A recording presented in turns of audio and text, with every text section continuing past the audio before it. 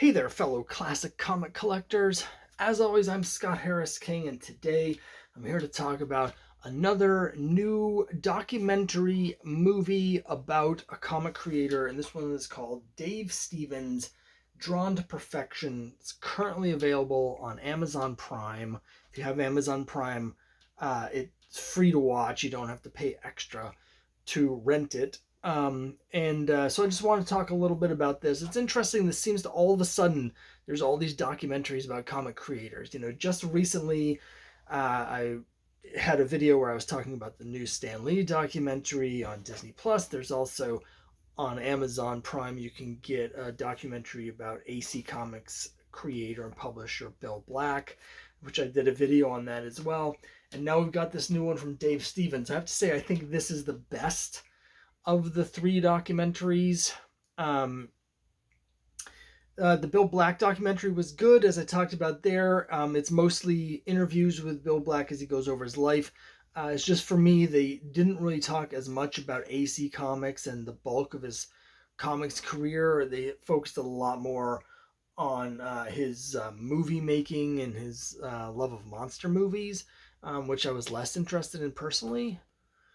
Whereas with the Stan Lee documentary, it was all about the comics, but the issue I had there was that it's Stan Lee's version of events. It's heavy on the mythology, which was self-serving to a degree from Stan himself, but was very self-serving for Disney to only have that as the documentary and not have any comic historians or other creators, other critical voices that are sort of bringing a more nuanced view to things. That was an intentional decision from Disney. Neither like so the drawbacks that I had from those two documentaries are not present in the Dave Stevens documentary. It's really good. They have a lot of first-person interviews with him where he talks about creating the Rocketeer and the Rocketeer movie and different things about his career, his early career, getting into comics and all that stuff. So there's a lot of, from the horse's mouth, again, primary sourcing interviews with him.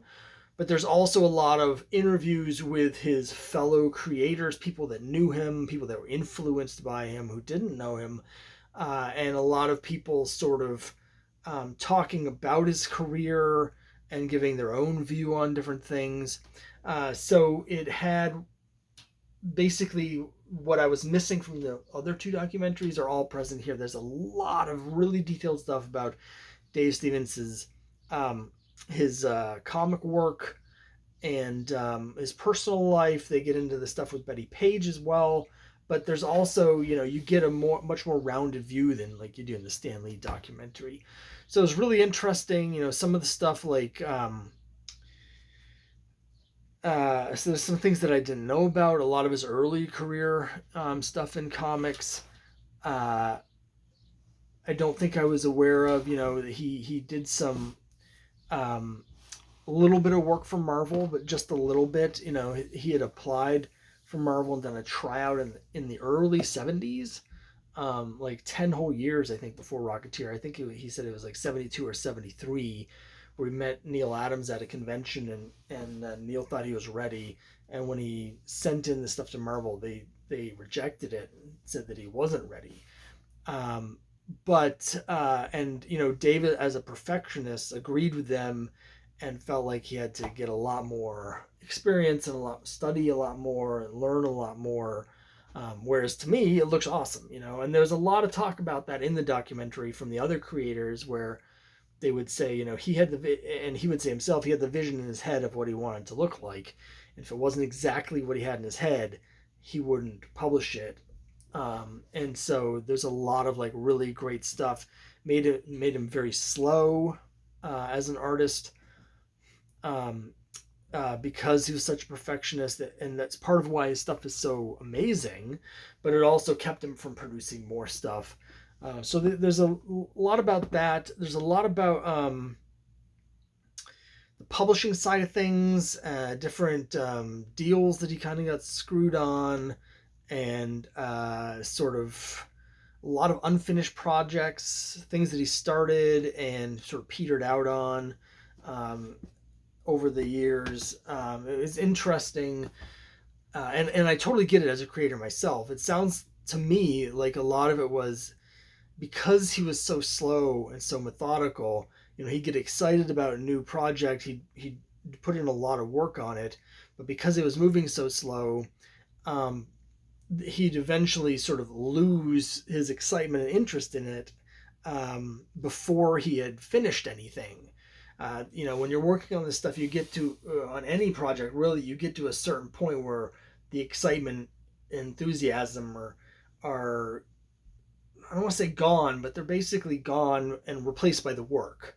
Like there's a part when I'm making my comics, I get to a certain point where all the fun stuff's over and now I have to finish it. I have to get the files ready. I have to, do the inking and finish the coloring and the lettering and like all the stuff, the storytelling aspects are, 95% done. And so the creative part's gone and the work is left. And that's the part where, try and find anything else to do that's fun instead because it's work. And that's what it sounded like to me. Is he started all these projects with a lot of enthusiasm, but because he worked so slowly, but when it came time for him to no longer have the enthusiasm, and he was sort of burnt out on it, there just wasn't anything done. And so he has all these things where he's got all these concept drawings or even a few finished pages and all of this stuff of all these different projects that we've never seen. They've never been published because he never finished any of them. People, they have the art, but they don't know what he was doing with it. They don't know what the story was or anything. So it's a real disappointment, of course, as a comics fan, have one of the all-time great illustrators have such a small body of work. But it also sort of makes sense when you talk about it. Of course, the documentary goes into a lot about his illness and a lot about his personal life. So it's really detailed. I don't really know that much about Dave Stevens, to be honest, going into it, other than, of course, appreciation for his amazing artwork.